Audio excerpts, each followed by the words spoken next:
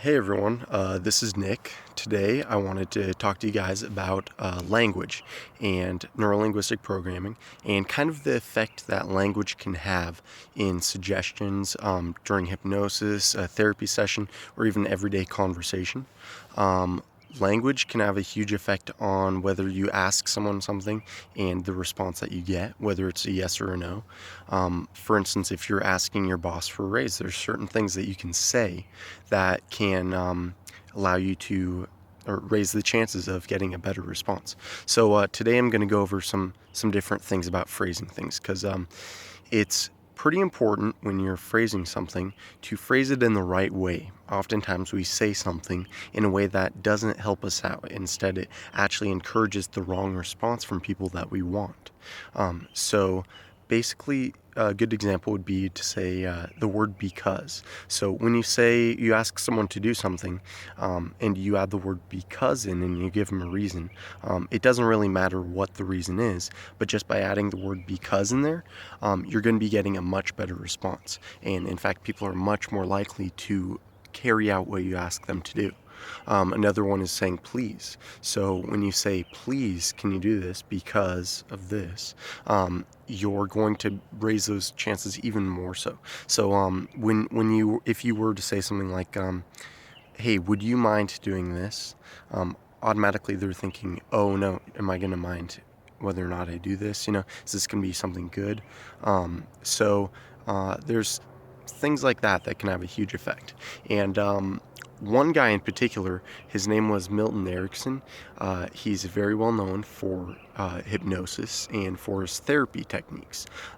He was way ahead of his time in what he taught and what he did. And one of the things he was known for was conversational hypnosis. People oftentimes wouldn't even know that they were carrying out his commands because he had them just put right into his language. So oftentimes we go into a hypnotic trance throughout the day without even knowing it. Daydreaming, that's what it is. It's basically a very mild hypnotic trance. It's like if you were driving and you're like, oh shoot, I wasn't paying attention there, yet you still got to your destination safely and such as that. So basically, he would take advantage of those times when people would slip into a trance and they would be not focused on what was going on around them, and he would just give them suggestions through language. So for instance, when you go into your mind and you're thinking about something, that's when you're in a trance. So if you were to say, imagine the last time you saw a bright green apple and the way that it tasted. When you're doing that, you are internal, you're inside your mind. That's kind of what a trance basically is. It's making someone go inside their mind and you're relaying a suggestion to them during that time. So there's little things that you can do that can improve your rate of getting a suggestion to sink in. One good way of delivering a suggestion is to switch the eye that you're looking at. So if you're looking at their left eye while you're normally talking, and then there's a little suggestion which you would like them to really pay attention to and just accept without thinking about it. Here, I'll give you an example. So let's say I'm looking at the left eye and I'm talking like, hey, how are you doing today? It's a really good idea. And here's the point where you would switch to the other eye. And then you say, it would be a really good idea for you to really listen closely to what I say. So basically right there, you're planting the suggestion to get someone to listen to you more closely. Just something such as that. And then, of course, you'd switch back to the other eye while you're normally talking. But doing a tiny thing like that has a much higher effect because the subconscious mind notices that you switched eyes during that point in time. So that's one of the things that you can practice.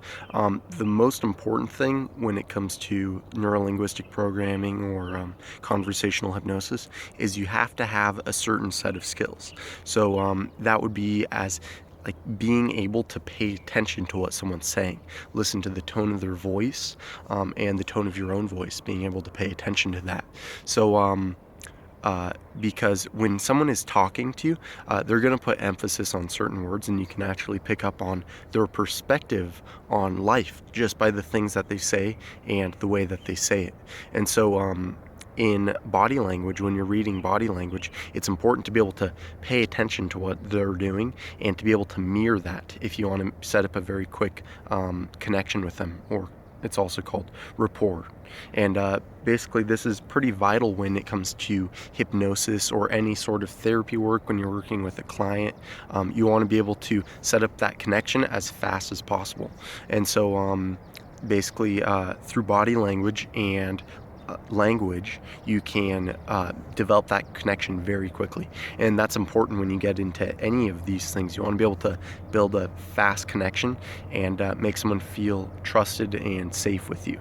And so for instance, when you're standing with someone and you are talking with them, if they, for instance, scratch their face or something like that, if you nonchalantly mirror that and you also kind of reach up and just scratch your face, that's going to be like, oh, this person is going to be thinking something along the lines of, subconsciously of course, hey, we're pretty similar, you know.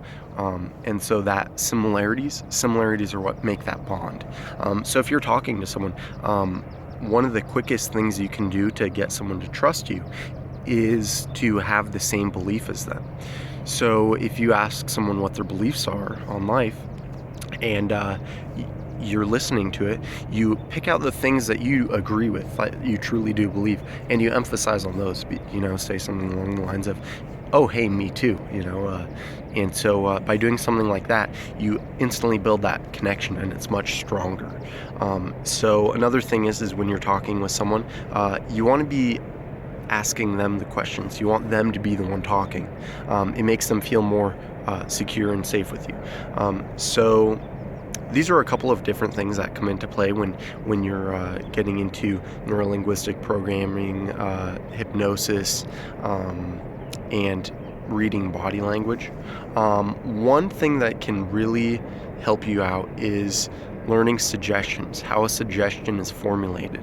So suggestions are basically a entirely positive phrase.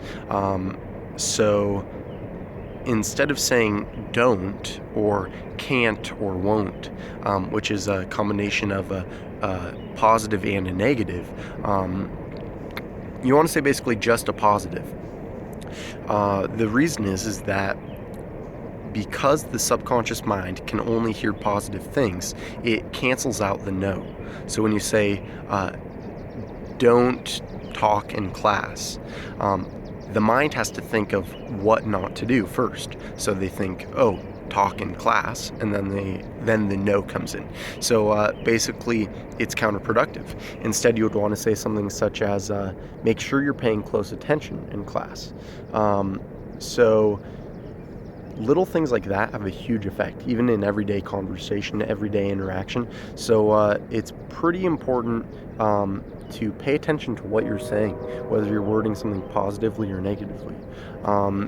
So I'm going to go into a bit more detail in another video, and the differences between neurolinguistic programming, body language, hypnosis, and also the similarities, and some of the ways which each of those skills can be refined and where they come into play at, what can they be used for. So I just thought you guys might enjoy a video with a couple quick tips, cool little bits of information, and also I thought it was a beautiful day. Here it is, and this is Dover. It's pretty awesome. But yeah, so you guys have a great day, and I hope to see you soon.